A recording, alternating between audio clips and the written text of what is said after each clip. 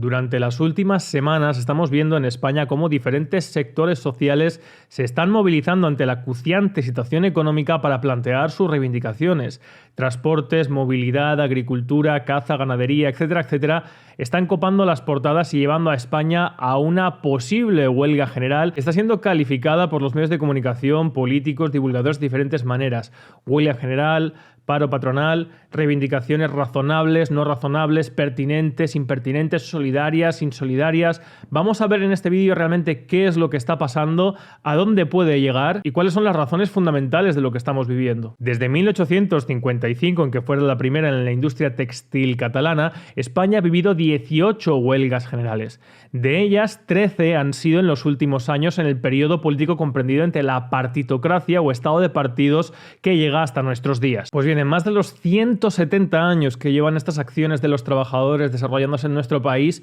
nunca se ha vivido una situación como la actual. Porque desde la implantación en el 78 del estado de partidos o partitocracia que nos gobierna, todas las huelgas generales, las 13, han sido convocadas y desarrolladas por sindicatos, llamados así, más representativos, que son instituciones estatales, pagadas, subvencionadas por el Estado y han tenido una duración máxima de 24 horas. Es decir, hasta ahora las huelgas generales, como casi todas las acciones o manifestaciones promovidas o organizadas por algún organismo del Estado, han tenido hasta ahora la función de realizar la propaganda o la queja de esos sectores y el alivio de un malestar social, en vez de realizar de manera indefinida una acción que fuerce ya sea al poder político o bien al poder económico a través de la no cooperación, la no participación, a atender a las reivindicaciones de esa base que se abstiene de trabajar o de contribuir con su actividad a las necesidades básicas de la clase política y dirigente de nuestro país. En este sentido, hay un primer aspecto que vale la pena destacar y es algo que los medios de comunicación y la clase política no se cansan de repetir para generar una conciencia social por parte de la sociedad de que lo que están haciendo estos sectores sería, si no ilegal, muy insolidario, o que le dé la sensación a los ciudadanos a través de los medios de comunicación de que lo que están haciendo estos sectores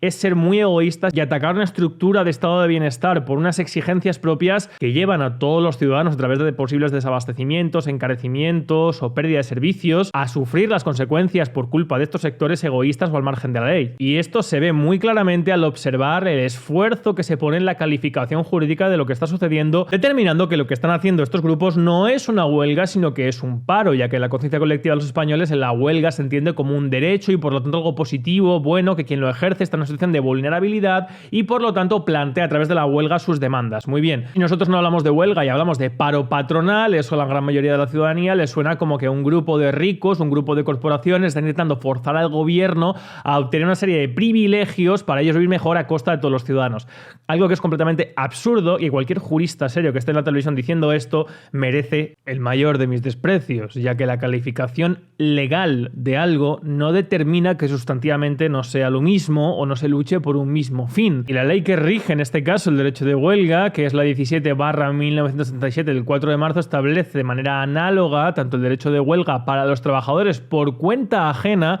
como el paro o el cierre patronal para los trabajadores, en este caso autónomos o empresarios. Pero que se juegue con el término paro patronal o cierre patronal y se excluya el término huelga como si fueran dos situaciones completamente diferentes, cuando lo que estamos viendo en la calle son taxistas o transportistas que poco o nada tienen que ver con la imagen de empresario de Amancio Ortega o cualquier gran empresario que está cerrando su empresa para provocar o para forzar una situación de beneficio propio, es desde luego torticera y maliciosa. Y es aquí donde radica el primer aspecto fundamental que hace que la situación actual sea muy insólita y muy peligrosa para la clase política y para el Estado español, al no existir o no estar previstos mecanismos estatales para vehicular, para desmovilizar o para vender los intereses de este sector. ¿Por qué? Pues porque el artículo 28 de la Carta Magna, mal llamada Constitución del 78, es en su punto segundo donde se recoge el derecho a la huelga. Y en su punto primero se establece, sin que sea esto casualidad, el derecho a la libertad de sindicación. Y esto hace que junto con el artículo 7 del mismo texto y la ley citada del 77,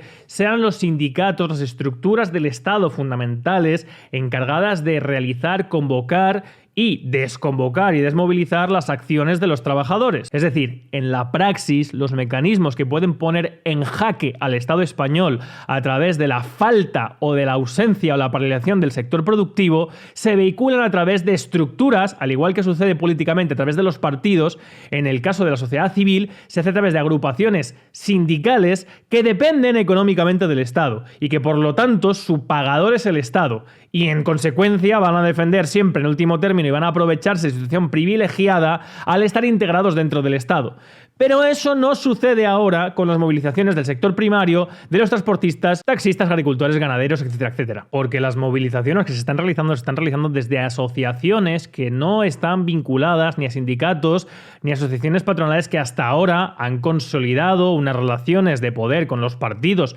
dentro del Estado durante 40 años que han provocado de manera constante y reiterativa la frustración de los trabajadores en no sentirse ni respaldados ni representados por asociaciones y por agrupaciones que durante 40 años han demostrado, como es natural, que están más alineados con los intereses de quienes garantizan su supervivencia como grupo, corporación o como institución, que es el Estado, que como los propios trabajadores, ya sea trabajadores por cuenta ajena o en este caso trabajadores por cuenta propia, que dicen defender. Y eso es un primer punto de fricción, ya que el gobierno, el Estado, no reconoce a esas organizaciones de trabajadores que se han organizado por su cuenta al margen de las estructuras y de las asociaciones dentro del Estado de partidos pensadas y concebidas para que, como ha pasado siempre, a través de la corrupción intrínseca a estos organismos integrados dentro del Estado, se desmovilicen y se vendan los intereses de las bases que dicen representar. Por eso estos grupos han decidido unirse, cohesionarse civilmente al margen de estructura o de organización estatal alguna, lo cual es motivo de orgullo para cualquier persona que diga luchar por la libertad e independencia del pueblo español, ya que la garantía de que existan y hayan surgido asociaciones civiles al margen del dinero público es lo que garantiza que pueda empezar a existir una alternativa que se oponga a los intereses del Estado, muy fácilmente comprable por empresas o por potencias extranjeras, y a través de esa base que se está construyendo se pueda realizar fuerza real, se pueda oponer, se pueda forzar a la clase política a establecer unos cambios reales de aquello que de motu propio jamás van a hacer. Y este es el segundo aspecto fundamental que quiero abordar. Por lo tanto, hasta ahora tendríamos la organización de manera primigenia, está surgiendo, poco organizada, pero está surgiendo de una parte de la sociedad civil al margen de las estructuras del Estado, lo cual es muy, muy positivo. Y la segunda parte de esto es que estos grupos, estas asociaciones de ganaderos, de transportistas, de agricultores, están desde luego peleando por sus necesidades y están peleando porque durante 40 años han visto desmantelado, desfavorecido y en precariedad su sector. Sin embargo, ellos están pidiendo y están dirigiendo sus quejas hacia quien actualmente tiene el poder, es decir, hacia el gobierno,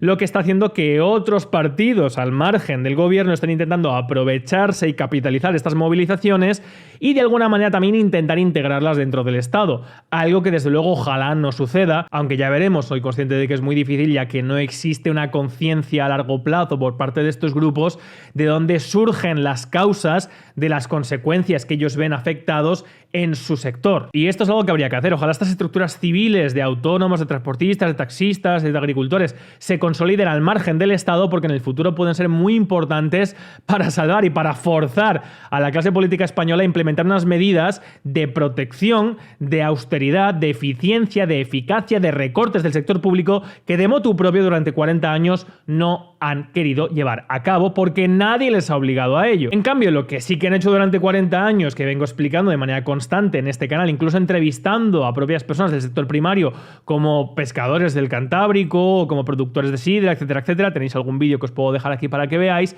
es que durante 40 años la clase política española, a cambio del crédito internacional, a cambio del crédito del Banco Central Europeo a tipo cero, que ha supuesto una inflación brutal en el caso de España, en definitiva y como resumen, España habría vendido su sector primario durante 40 años a Europa a cambio del crédito internacional y a vivir de prestado. Esto se vio claramente con la famosa reconversión industrial de Felipe González en la minería en Asturias o la desmantelación del sector pesado español, la industria lechera, la pesquera, donde se desguazó el 50% de la flota de la que era la principal industria pesquera del mundo, la española, etcétera, etcétera. Todo eso para entrar en un club económico que nos diera acceso a un crédito, que es lo que querían los políticos, dinerito para gastar, a cambio de desmantelar el sector primario y de ponerlo en situación de precariedad y vulnerabilidad para no hacerle la competencia a otros países de la Unión Europea como podría ser Francia o Irlanda. De hecho, a día de hoy España tiene una serie de limitaciones en todos los sectores que otros países no tienen, solo para amputar una parte del tejido productivo español y que no pueda crecer y generar más riqueza y se pueda poner por encima de otros países de la Unión Europea. Las cuotas de pesca, la pesca con anzuelo, mientras Francia o Irlanda utilizan redes de arrastre y, por ejemplo, en este caso, estos últimos días, vemos cómo España tiene que pedirle a Bruselas, tiene que pedirle a la Unión Europea que el 10% de cultivo de sus tierras sean para cereal ante el conflicto en Ucrania. De hecho, cuando se entró en la Unión Europea también se arrancaron vides centenarias, se arrancaron muchísimas regiones de cultivo, como digo, para no hacer la competencia a algunos países de la Unión Europea que nos aceptaban a cambio de que nos amputáramos en el sector productivo primario a cambio, como digo, de dinero. Lo cual terminó de ser catastrófico con la entrada a la eurozona, a la moneda única por parte del gobierno de José María Aznar y la venta de las empresas públicas que, gusten o no gusten, pertinentes o impertinentes, ayudaban a mantener unos precios bajos en sectores clave como por ejemplo el transporte público, al estar destinadas a ofrecer servicios y no a generar beneficios, y que simplemente necesitaban una gestión eficiente y una fiscalización de su actividad para ser rentables y seguir adelante como podría haber sido el caso. Por lo tanto, y en resumen, estamos viviendo una situación económica muy complicada, pero a la que llegamos no de manera sorpresiva. Incluso algunos ya hemos advertido que a partir de marzo del 22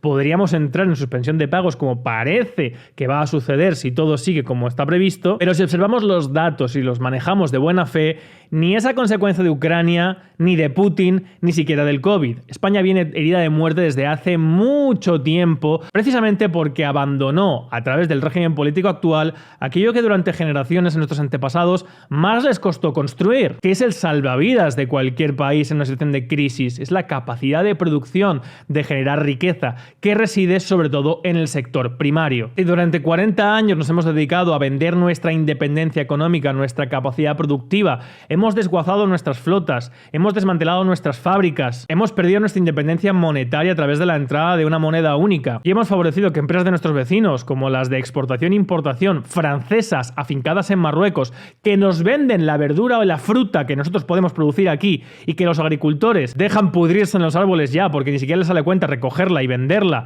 para que luego le paguen menos de lo que les ha costado producirla, hemos llegado a la situación no de ahora, sino durante 40 años de un régimen político que ha estado más interesado en obtener el favor de terceros fuera y de que entrara dinero en vez de atender a las necesidades laborales y productivas dentro de España, como han hecho otros países, como por ejemplo Irlanda, que en el año 75 partía con el mismo PIB que España y hoy tiene 3 veces más. Es decir, veo muy positivo lo que está sucediendo, pero no como la gran mayoría de la gente que lo ve a corto plazo simplemente para quitarse de en medio a Pedro Sánchez o al gobierno o para molestarle, sino porque a largo plazo demuestra